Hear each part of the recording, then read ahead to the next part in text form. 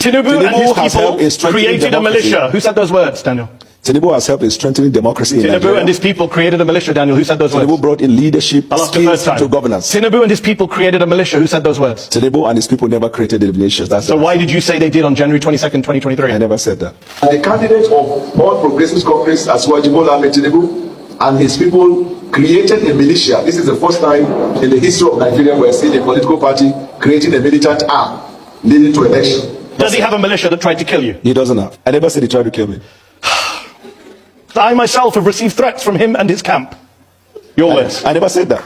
There is also this threat to life, and I can tell you that because I myself have received threats from Asiwaju and his camp. You said it was so corrupt, the 2023 election, Tinubu's win. You said that you couldn't eat food for 3 days. I never said that. Where? And legitimate complaints were raised all over Nigeria. That part is what threw me off balance. In fact, I became so sick. For the past 3 days, I found it very hard eating food. Tinubu is not just super rich. It's what he does with his wealth. In 2019, 2 armored money trucks, bullion vans, were seen going into his house, coming out of his house. Where did that money go? No. Point. Did you see the money? Or those who reported, did they see money inside the bullion van? Was there no money in the bullion vans? How am I to know? You said it was money in the vans at the time. 2023, February. But there is only one person in Nigeria who is alleged to have moved money through bullion vans, and that person is on their ballot as the presidential candidate. On the eve of the presidential elections, 2 cash-laden bullion vans, your words, were seen on the premises, which was ostensibly for vote buying. Your words, January 22nd, 2023. Have you just disowned everything you've said in order to work for this president? What you just said now, I want to put it on record on my own honor. That's not what I said. Oh dear Lord. You know, when I saw this interview, it just reminded me of the basic nature of every Nigerian. It just reminded me of the basic nature of every Nigerian. Let me say something that my mother would always say in Igbo land. Now it means that one that says a thing and does another is a criminal, is a thief. It means that one that contradicts himself is a criminal. One that contradicts himself. I told you that the basic nature of every Nigerian is criminality. I am not saying that majority of Nigerians are criminals. I'm saying that every singular Nigerian, including myself, has a criminal tendency. Some, very few, are ones like us. We are on a daily activity of fighting or struggling to ensure that we are not encapsulated or swallowed by this criminal tendency. But as to whether it is in our nature, yes, it is in our nature. That is the extent of the unbiased. Which means that if I, as a person, is struggling to rise above these tendencies, you can imagine those who are not struggling, how much they have mired themselves in the shit and the peace of vast criminality. This is why you cannot allow your lusts as a person, you cannot allow your lusts make you become vulnerable enough as a human being as to start seeing something good with Nigerians. The world will be a better place when that day arrives, when that day where everybody around the world begins to look at Nigerians with this level of suspicion. Every Nigerian is looked at with a particular level of suspicion, expecting that Nigerian to display a measure of criminality. The world becomes a better place on that note, because vulnerability goes no matter what he does. I am including myself now. That is the extent of my own bias. You see, any man that wants the world to become a better place, I've had it. I am tired of all this nonsensical defense where we are all suffering it. Include me. Let us see how we can purge humanity of this nonsensical nature of Nigeria. That vulnerability, enough is enough. Include me, I yet say again. There is no need for us to plunder all these favoritisms, and we're suffering in it. Let us expose ourselves. Let the world know us, so that by the time they begin to effect such level of suspicious reactions towards us, we would be motivated as a country, we would be motivated as a people to see the need, the fitting need, the urgent need to start developing and advancing ourselves. We cannot continue living in this primordial level of existence. We cannot continue that. If you like, continue defending Nigeria, it changes nothing. How can a full-grown man sit in a global interview and contradict himself? People, I just want to know, how can, you see, this is a rapt disgrace on Nigeria, and by Nigeria I mean the Igbos, the Yorubas, the Hausas. Then when we come into Nigeria, this thing is a sultan disgrace to Yorubas, telling us the extent at which a Yoruba man will sit down and lie. Bruh, in this world of technology, you are lying, contradicting yourself, whereas the video, oh my God, now the video, it is not AI. The video of what you said that you had contradicted at a present point were still shown. Does he think, oh my God, this guy made these statements on national television? One was Arise. Do you think there are no visual records of the things you had said as to your coming boldly to deny these things? How serious can you take a Nigerian? How serious can you take a Nigerian? Nigerians must be nipped to that point, to that situation where they would continue struggling to prove themselves. They should not be given this ease off. Nigerians should be nipped to that very point where they can continue proving themselves. Nobody should give them an ease off. This is what we have bestowed upon ourselves. The world, therefore, for their own good, have to nip us. They have to nip us to that board where we are left. We're given only the privilege to struggling to proving ourselves otherwise of a criminal. The world has to put us to that point where we're struggling every now and then to prove ourselves otherwise of criminality. I'm telling you the truth. That's the best thing.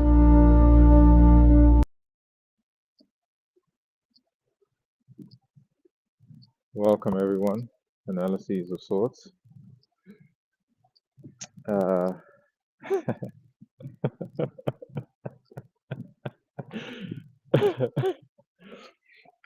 Now, the video you just watched was the advisor to President Tinubu in Nigeria. I have to control my laughter because the boldness with which Nigerians lie needs to be studied in a science lab. I'm glad that Ace also provided the preface. Ace is a Nigerian. You know, for me, for all the people that say, oh, you guys are hating on Nigerians, you guys are making content about Nigerians. No, your own Nigerian is making content about you. We're just providing commentary. And our commentary is to agree.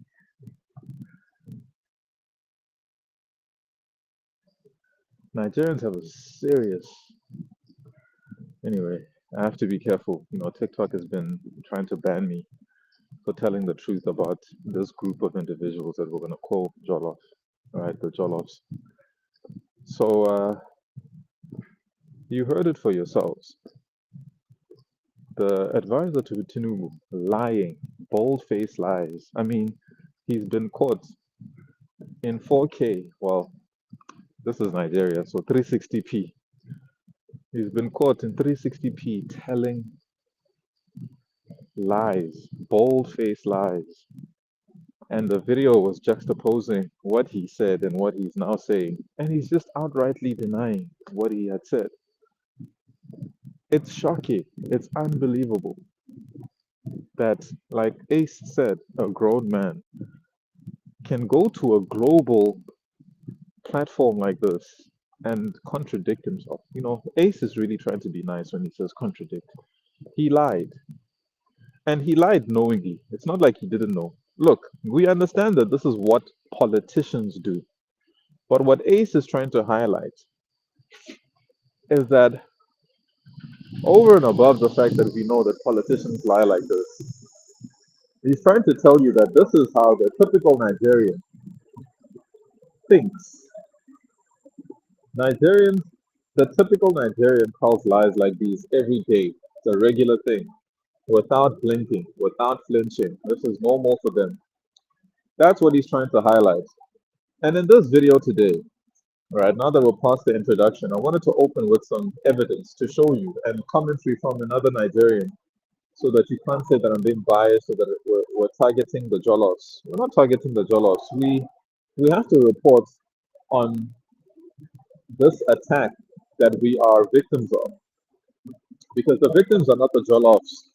The victims are the innocent citizens who are affected by their criminality. Now, I titled this video, Why Do Nigerians Leave Their Country? Okay. Why do Nigerians leave their country? And then further, Japa 101. If you pay attention to how Nigerians move, they do seminars on how to Japa, specifically to Japa with the intention of defrauding the systems of the countries that will host them. This is a series I really want to take my time with because I'll be making a lot of videos. This is 101. I'm going to give you guys, these are tutorials because I need to guide you, specifically South Africans and any other country, particularly in Africa. For example, Cape Verde, Namibia, Lesotho, Botswana, countries that have very little experience with Nigerians need to be warned by those of us that have been through the trenches, that are war veterans in dealing with the Jollof boys who are terrorizing our country and our economies, and that are getting away with all types of fraud and tax evasion, and trafficking, etc., and selling powder, as we know, establishing nightclubs so they can uh, traffic light young, innocent, unassuming ladies, girls, etc., etc.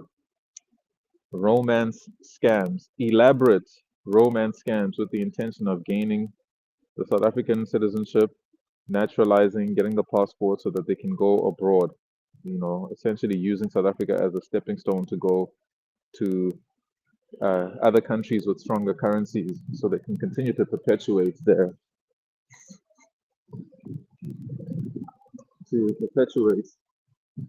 what it is that they do and what it is they're known for doing. So this is a 101. I'm going to go step by step. You know, sometimes when I speak, a lot of things come to my mind, and I have to try to structure it in a way as I go. The gift and a curse, really, because I'm the type of person that I can talk on a topic without needing any cue cards. I can just kind of go, you know. So I want to just structure this a little bit. So if you pay close attention to the jobs, they do seminars where they advise one another on how to enter into other countries, foreign countries, illegally. Sometimes legally, but with the intention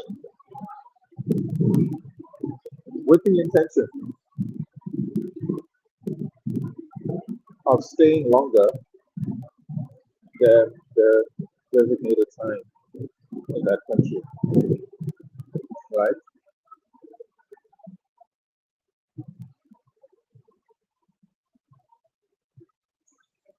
Um, so it's worth us having a look into the psychology. Okay, what is the mind of the Jollof? So first things first, when they try to obtain a visa to go into a foreign country, it's with the intention of staying there illegally and indefinitely.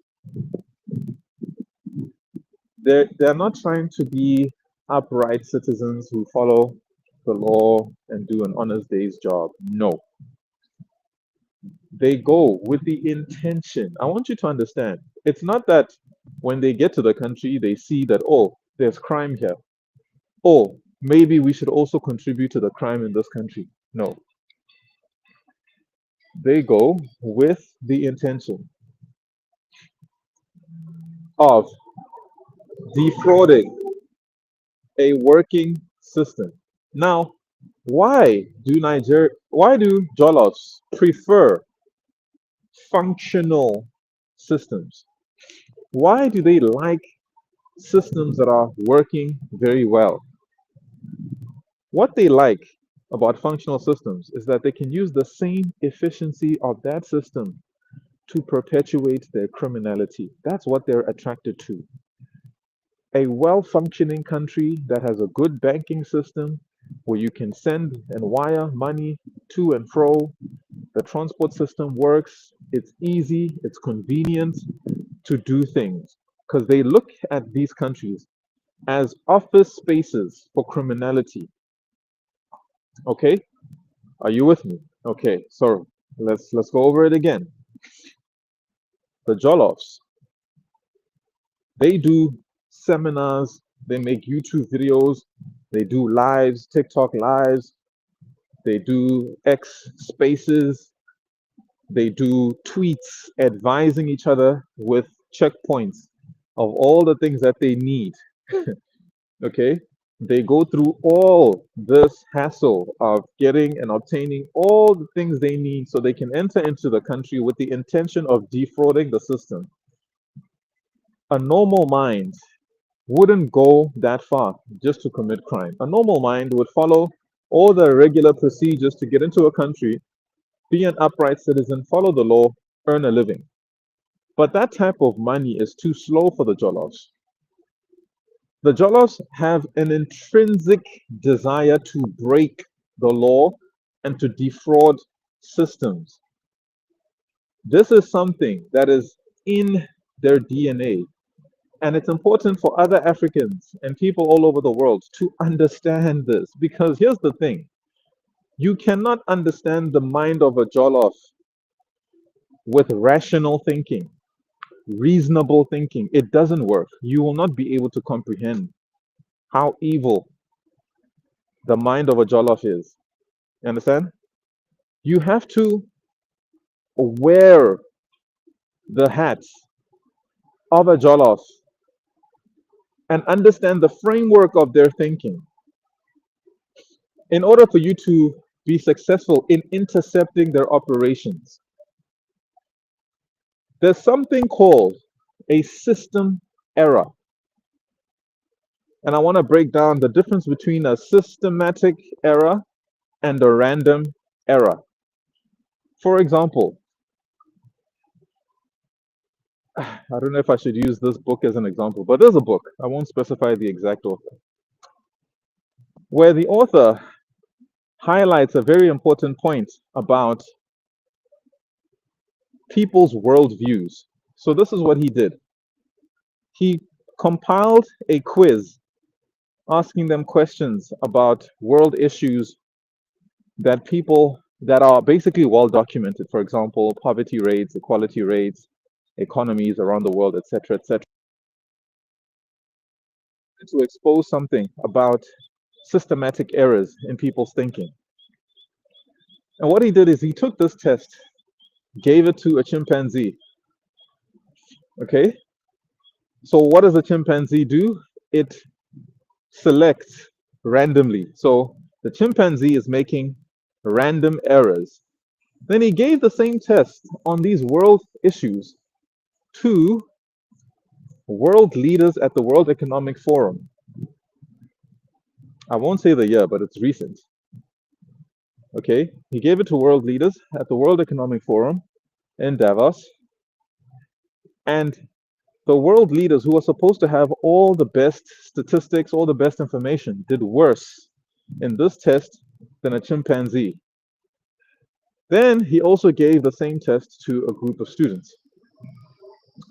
The students did worse than the chimpanzee.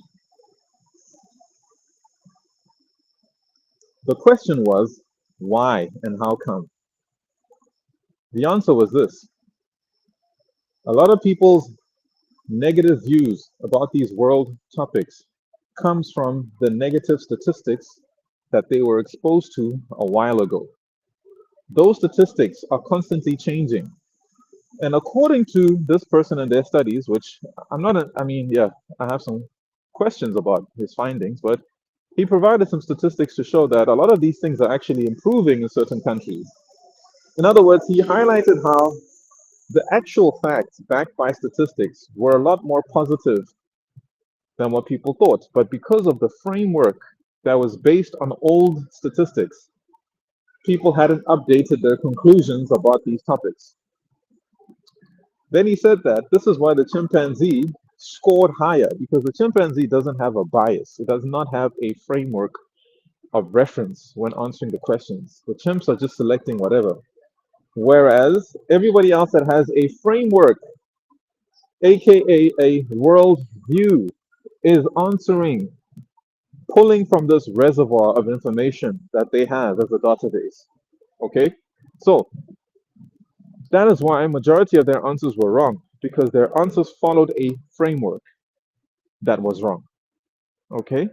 And if your framework is wrong, you're more likely to answer questions in a particular pattern, an incorrect pattern. Okay, so in order for you, now I'll come back to my point. Why did I say all of that? To say this. To understand the Nigerian mind, you cannot use a moral framework. Moral framework meaning the way that you think as a South African, as a Ghanaian, as a Kenyan, as a Botswana, Mosotho, as a Namibian. You can't use your framework. You have to adopt a different framework. This is why I would urge everybody to go and follow Ace on TikTok, because what he does is that I think he studied criminology, and what he does, he uses all of his life's wisdom that he's attained from studying, from the way his parents raised him to be different from the typical Nigerian. In other words, the framework of Ace was somehow spared because of the way that his parents raised him in a very civilized and moral way, unlike how other Nigerian parents raise their children to pursue money actively over all things. Right. So Ace has been spared. But to show you how unbiased he is, he says that you should include him in your perception of the Jolloffs, that he is included in that. He's not trying to say that he's any different or he's better. He's saying he is included in that, and that we should put all Jolloffs in the same category. Why? For our own protection.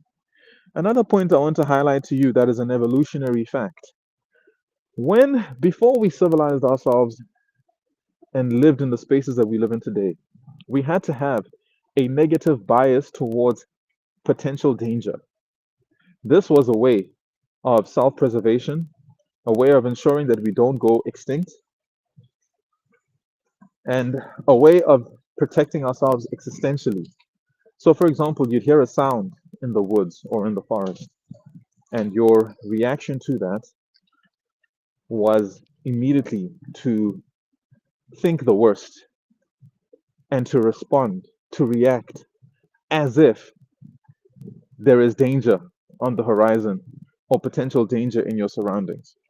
You understand? So that was an evolutionary. I'm not saying I believe in evolution. I'm just explaining how our living conditions have changed now, where our sense of danger is slightly less sensitive than it used to be, because when we lived in the wild and in nature, you had to respond with a negative bias to any and everything in order to protect your species.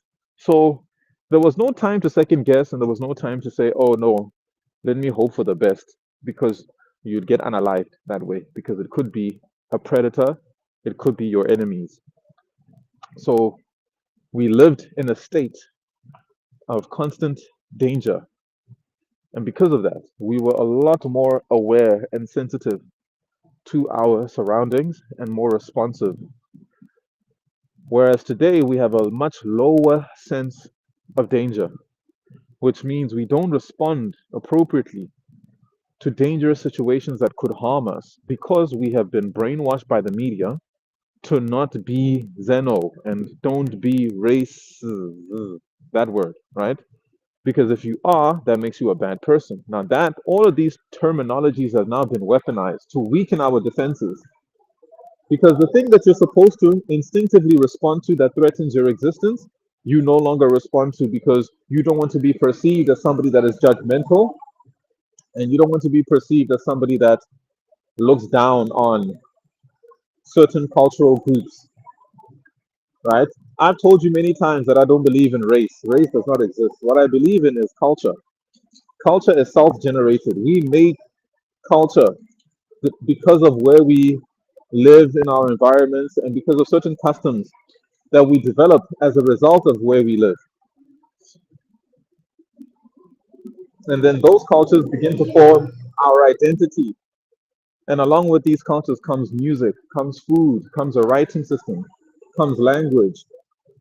All of these cultural things are developed intrinsically within our communities. It's organic, it's natural. We're responding to our environment, and we create a culture as a survival method. So culture for me is very important, and culture is real. Race is not real. I don't believe in that. You can say what you want. You can debate me on that one, but for me, I don't believe in that. I believe in cultural groups and cultural differences, right? Obviously, within those cultural differences, there are genetic differences in our phenotypes, in our skin color, etc., etc.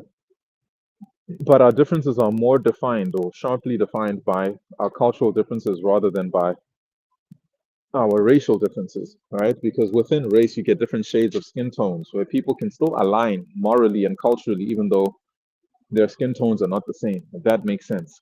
There are certain cultures that are actually more compatible, even though the people are of different skin tones, but they're united in their morals, their values, their principles on life. Okay, so that's why I don't believe in race, but I do believe in culture. And culture is self-generated. That's something we must protect. It comes from within us. Then obviously then there's the concept of countries, which is not self-generated. Countries are oftentimes, especially in Africa, developed by the colonizer and sort of enforced or put upon us. But that's not to discredit the fact that we already had cultural differences. You understand? I hope that makes sense.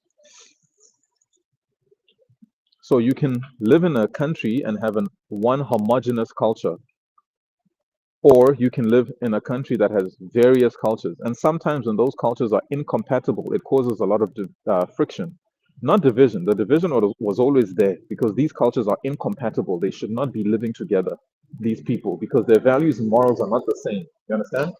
So what happens when you try to forcefully amalgamate them into one country? They clash. And because of those clashes, you'll hear terms like race and xeno. And it's not because those people are actually racist or xeno, but it's just because culturally they're incompatible. And because of that incompatibility, there's tension, there's friction, and there's infighting. So this is why I think countries have a massive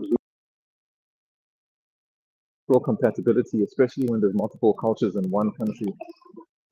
And the only way you can really solve that, anyway, I'll talk about that on another video. There's a way to solve that. And the way to solve that involves a pecking order based on who is more native to that land or to that area. Okay, anyway, I'll make another video to discuss that in detail. Okay, but it's hard conversations to have because the solutions aren't easy either. But anyway, let's get back to the point. Culture is real. I believe very strongly in culture, and some cultures are incompatible, meaning the people of those cultures should never live together because it'll be impossible for them to get along. There has to be some type of buffer if these people are to live in close proximity. So, in the same way, globalization is a terrible idea because what it does through immigration is that it exports cultures that are incompatible, people with a framework that is different from the host nation. And then what do the globalists do? They control the media. So when there's friction, which there naturally should be, because these cultures are incompatible, the host nation is treated as the aggressor and labeled racist or xeno. And the accountability rests with the host, which is crazy. The host nation that is providing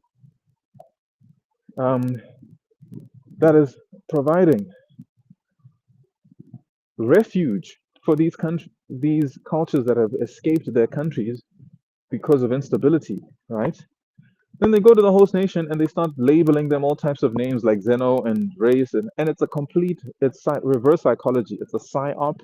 It's gaslighting by the globalists who are using immigration as a form of modern day colonization. You understand what's going on? That's actually the bigger picture of what's going on. They're trying to disenfranchise native identity as we know it, disenfranchise cultural identity as we know it, to give way to this group of global individuals with no identity, no native identity, no real culture, so that they're easier to control. Why are they pushing for one America, where they're bringing South America, Canada, America into one thing? Why are they pushing for one Asia? Why are they pushing for one Africa? Why are they pushing for all of these things? Because if you're going to create a new world order, it is much easier to centralize power than to decentralize it. It's much easier to run and control people if you centralize power. You understand? Meaning, as opposed to having presidents from all 54 countries in Africa, you have one president. That's an easy way to streamline your dictates in order to run the entire continent and loot its resources more effectively, because you only have to go through one leader who will then give instructions to all the other different regions and areas. And all you have to do is sell the people on this idea of unification. This is how they got us to believe in countries. Countries came to being this way. They gave you a national anthem. They gave you a flag. They gave you colors. They made you feel patriotic. And there's nothing wrong with patriotism if our visions are aligned as a people.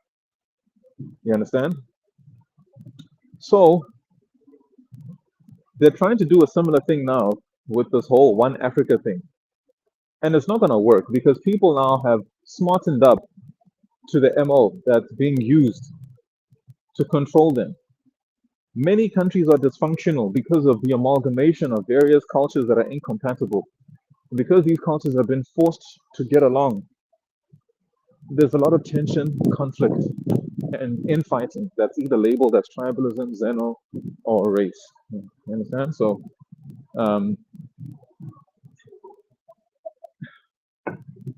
but now we're helping you to identify the same trend, the same pattern. They're trying to use the same MO now to amalgamate continents in order to create, and then from continents it'll go to one global identity. Okay, so I'm just trying to give you guys some background, and I always do this in every video because it bears repeating. It's important for people to understand what's actually happening. The globalists are trying to create a new world order under one leadership structure, one president, one ruler over everyone. Okay, and this is why we see the wars that are happening today in the world taking place, because the point is to try to create a new geopolitical environment with new leaders that have been installed.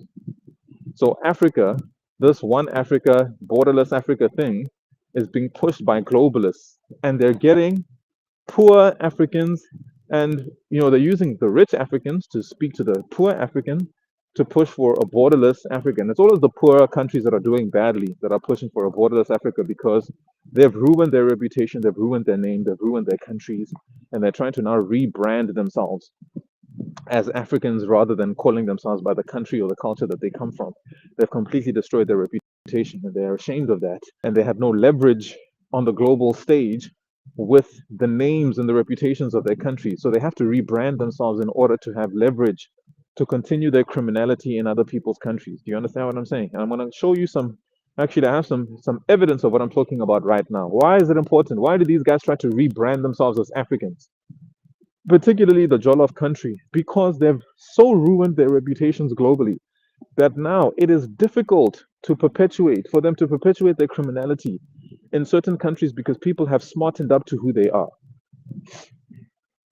And because people know who they are, there's more pushback. Countries push back immediately. They hear, oh, you're from this country. No, we don't want you here. You will not get a job here. You will not have a bank account here. Right? And that is not a form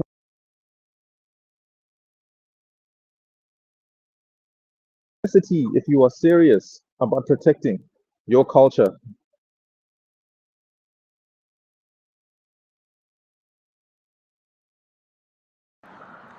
fool you or guilt trip you into thinking that the way you think is wrong, because the way you think is not wrong.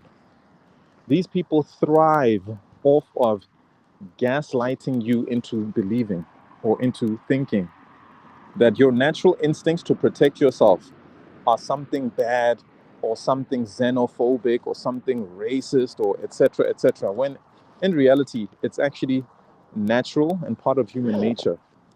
It's self-preservation. Don't let them gaslight you into lowering your defenses so that they can continue to compromise your security and your well-being, because tomorrow it'll be your daughter that gets sold into ashawo. It'll be your brother that becomes an addict of powder. You understand what I'm saying? So very, very important that you don't let the Jolloffs control the narrative and the globalists control the narrative and guilt trip you and manipulate your emotions into thinking that you having natural instincts to protect yourself and your people is somehow wrong. It's not wrong. Okay. So like I said in another video as well, I've talked about how there's this trend now where Africans that come from countries that have been ruined by the citizens, who are either voting incorrectly or who are not standing up and holding their government accountable, are now looking to go abroad, and not go abroad to be upright standing citizens, no, to perpetuate criminality so they can gain access to fast money. This is the problem. The framework, it's a system error. The framework of how they think in these countries, like the Jollof country, the framework of their thinking is wrong. These people are at a state and condition where they are so mentally deformed, they cannot reason like normal, upright, moral human beings. And like Ace said, we need to do something about these countries to purge Africa of this mentality, because there's a framework that will not allow Africa to develop. What do I mean by that? Because any form of development that exists in Africa, the Jollof country is coming. The people there are coming into your country to do what? To corrupt your systems. Any system that is functional, they're coming to do what? To corrupt your systems. Because the way they see it, they cannot fail alone. That's the framework of their thinking. They cannot be failures alone. They have to make sure that any other country that's trying to do well for themselves must suffer the same fate, the same destiny that they are suffering. And one of the things you'll see every time when these Jolloffs are brought to question and their actions are brought to question, they will always try to involve Africa to make it seem as if the discrimination is much broader, that it's a discrimination on all Africans. And it's not a discrimination on all Africans. It's a cross-examination on the Jollof country in particular. But the Jollof people understand this. So what they do is they deflect and pretend that the discrimination or the cross-examination is about the African race. See how they manipulate real life cases of injustice to benefit themselves. Very, very selfish people. But again, you've got to understand that 1/3 of Jollof people in their country are mentally deformed. Mentally deformed beyond repair. We purge these people and start over. They are mentally deformed. They do not reason and rationalize human being does, making them a danger to your society. This is why the globalists are exporting of country in particular to destabilize nations, especially in Africa, especially in African countries like South Africa, Ghana, Kenya, that are trying to actually develop them and that are having a hard time doing so because the Jolloffs are bringing their culture of corruption and depravity to destroy functional systems in Africa. You'll see they even disguise it now. They've got Jollof vloggers or travel vloggers who come to your country to advertise and market your infrastructure, your systems, and everything that is functional about your country. with the goal or intention of boosting tourism. That's what they say. They're boosting tourism. Let me tell you something. African countries, close your borders. Stop letting these people in. Because they're not coming to try to market your country and boost tourism. What they're coming to do is to show the traffic lighters back at home in their country which countries have functional systems for them to exploit and defraud next. That's what they're actually doing. That's what they're showing. Anytime you see a Jollof making a video about your country, go and find that person, put a bounty on his head. Don't go to law enforcement, guys. You got to smarten up. The Jollofs, they bribe law enforcement. They bribe your courts. And I'm speaking specifically to the men that are in functional countries. When you see a Jollof, go deal with them mob justice style. I'm not saying wait to find out what they did wrong. Maybe you're not hearing what I'm telling you. If a Jollof is in your country, it means powder is in your country. It means traffic lights are in your country. Ashawo is in your country. I want you to understand what I'm telling you. It's not a question of if. No skills except to defraud your system. They bring no skills except to defraud your functional system and make it dysfunctional and to destabilize your country and collapse it. They infiltrate with their erroneous framework, their systematic error, right? Their neural systematic error.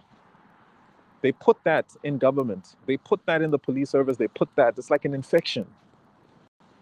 It's like an infection that gets transmitted to your people. Your people get hypnotized. It's like they're doing voodoo or something. The way they're so manipulative. But I tell you, this is why people fall for the manipulation of the Jollofs. It's because your sense of danger has been so lowered by your country's functional systems. Your countries are built on trust and integrity. Not to say that there's no crime. There's crime, but predominantly trust your own people. Nigerians cannot trust one another because they know that they're all Jollofs cannot trust one another because they know and understand that their people are all criminals. All of them, without exception, all of them are criminals. They know this about their own people. And this is the crux now. This is the point I really want to come to. And I will end the video after making this, right? So this was all just background so that I can say this. Why must Jollofs leave their country? Because the fraud and the scam won't work on Nigerians. Why? Because Nigerians are already expecting it from their own.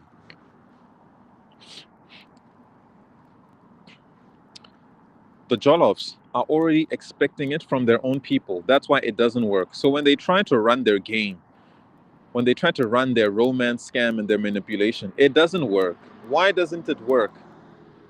Because their own people can identify the scam more easily since they themselves do the same thing. You understand? This is why the Jollofs become successful when they go abroad. Because the scam doesn't work in Jollof Nation. It only works on people who don't know anything about how Jollofs function. That's where they thrive. They thrive in spaces where people don't suspect that these people are up to no good. They give people the benefit of the doubt as a moral, normal human being should.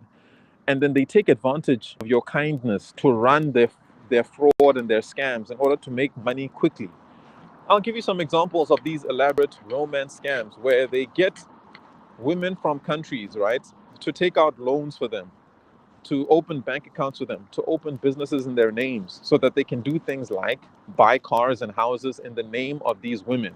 And then once they've made their money and they've got their visas, their passports, they go to another country to go run the same scam. This is why you have to ban Jollof Nation from coming to your country. Guys, I'm telling you, because your governments have installed leaders who are puppets for the globalists, who understand that one of the mechanisms to destabilizing their own country is to bring in the Jollofs. The Jollofs come and they bring destabilization. Your governments are in on it. I'm trying to tell you something. You guys do not have governments. You must start creating structures with parallel governments and govern yourselves. Your governments, your militaries, your police are not there for you. I know that's what you've grown up being told and believing, but I have to tell you the truth about what's really going on. Those governments that are in place have been installed. They are not there for your protection. So they are working together with the Jolloffs to corrupt you guys and ensure that you become destabilized. I hope you're hearing me. So the Jollof nation leave their country. Why must they leave? Because the scam, the fraud will not work in Jollof Nation, because the Jollofs know how to identify the scam, because it's the same framework of thinking that they use to defraud other people. They have to go to a foreign country. That's why you'll see many Nigerians only become successful when they go abroad and they're trying to pretend as if they did something or they worked harder or they're more intelligent and that's why they made it. When in reality, what they did is they went to innocent, unassuming people and frauded them, defrauded them of their money, of their resources, and corrupted the systems in those countries in order for them to thrive. That's why they have to japa. That's why they have to leave Nigeria. Because in Jollof Nation, the scam, the fraud, the mechanisms that they use, powder, romance scam, organ harvesting, unaliving, traffic lighting, don't work as well on Jollof people, because Jollof people are doing the exact same thing to them. So you got scammer versus scammer. It doesn't work. You need scammer versus innocent person in order for the scam to work. I hope you guys have a better understanding of why Nigerians have to leave Nigeria. Why Jollofs need to leave Nigeria in order for them to become successful. It's not because of hustling and hustling harder. They work hard. They don't work harder. No. They take shortcuts. They take shortcuts. See, some of us as South Africans, we can never be fooled by these people. It's only the naive and the foolish that are still being fooled by Jollofs in 2026. You are very naive if you're still being fooled by them. So again, I say, spread this message abroad. Warn people about the Jollofs and what they do when they get into people's countries. They come on a visitor's visa. They come on a student visa. And then they don't study. They don't even attend classes. They come there. They try, and it's always mostly the men. They'll try to marry a woman from that country using a romance scam, giving her money up front, right? And then that's how they'll start to run their scam and become successful. So this is what you have to be aware of. This is why they have to leave Jollof Nation in order for them to make it. I hope you've learned something from this video, guys. And I hope you will warn more people about the why Jollof Nation has to japa in order for them to become successful. Because in foreign countries, people assume the best. They open their hearts, they show kindness, particularly to foreigners. And what do these Jollof guys do? They take advantage of that kindness and defraud these people and basically steal from them. They open churches where they preach prosperity, and then they take your money and steal from you. They even steal from the hopeless, the go-go's. I mean, it's terrible. You should have seen what happened when the Jollofs came to South Africa with these fake churches. Horrible. People were defrauded of their money. Students had their futures completely destroyed because of these people. So they are not victims, no matter how much they try to present themselves or portray and project themselves as victims. They are not victims. They are perpetrators. They are criminals. And like Ace said, each and every single one of them, there's no innocent one. There's no good. Especially, be careful, most especially of the manipulation of the ones that make videos saying, I'm a good Jollof, I don't do crime. Those are the ones you need to watch out for. That are in your country saying, I'm the innocent one. I'm the good one. Guys, this is just reverse psychology. This is what they do. And you guys keep falling for it. They can only defraud you if you trust them. If you are distrusting from start to finish and unwavering in your distrust of them, they cannot function the way they want to function. That's when they start resorting to calling you xeno and racist and etc. and etc. etc. They have to now resort to name calling because the scam isn't working on you. And when the scam stops working on you, what do? They have to go seek greener pastures elsewhere. So I'm giving you a way that you can get rid of these people by just refusing to trust them. Just as citizens refusing to in any field, in any sector, let them call you xenophobic, let them call you racist. Reject them outrightly, refuse to give them entry into your country, into your systems. In anything you do, if you work in property, if you work in real estate, don't let them rent your buildings, don't let them buy houses, don't let them buy buildings. Don't be so greedy for money that you sell out your entire nation. Don't sell out. They're going to come and offer you money to sell out. Don't do it. That's what I'm trying to tell you is, if you as a citizen can have a moral backbone and refuse to give in to their tactics, you can help your nation start to recover and gain ground so that you can kick these people out of your country. This is why they have to japa. They need innocent, unassuming people who are not aware of how they operate. And now, because their reputation is getting worse all over the world, they're becoming more desperate. They're becoming more desperate to leave Niger, and they're starting to go to even remote and obscure places. People that have never encountered them. And what do they do when they get to these countries? They don't say, I'm from Jollof Nation. They say, I'm African, to try to deceive the people in those nations who are not able to distinguish between the African countries. They go there, they say, I'm African. Or even worse, they will use the reputation of a country that is doing well. They'll say, I'm Ghanaian, or they'll say, I'm South African, in order to ruin our reputations and perpetuate their crime in those countries and their fraud. You don't have to believe me. Watch. Nigerians are tagged everywhere. There's nowhere you go.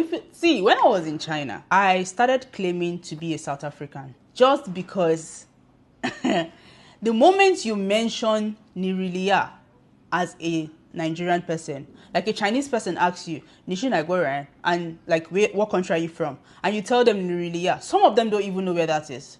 Some of them have never heard that country before. I mean, now it's going to be different because now we are on the map. I mean, Nigerians are going to China for business and stuff. But as at the time, a lot of people don't know anything about Nigeria. They will not go to Baidu. Baidu is the Google they use in China. They will search for Nirilia.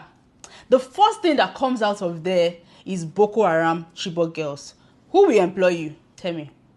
You say you want to go and work as an English teacher in a school, and they are seeing Chibok girls being kidnapped. They are seeing Boko Haram this. They are seeing the bomb that happened in Abuja as the first thing that is coming out of their page. How will they employ you? But the moment I started switching to non-Feiren, which is South African, Mandela is the first thing that comes out of the browser. They will employ me without thinking twice. I needed to survive in China. That 100 RMB, that 20 RMB, that 50 RMB that I was doing, the teaching thing that I was doing then for 1 hour, was everything I needed at the time.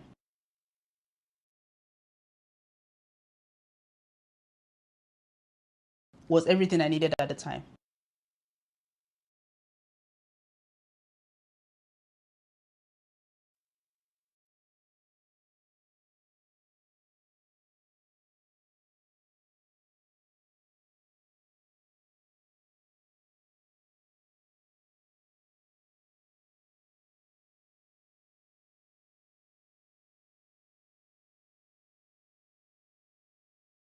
Nigerians are tagged everywhere. There's nowhere you go.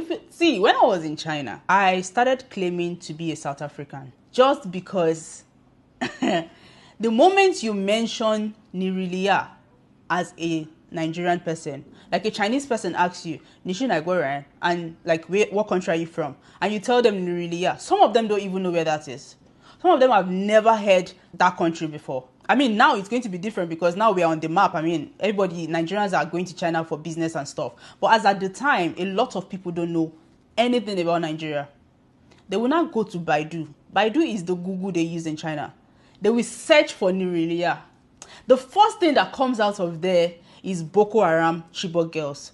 Who will employ you? Tell me.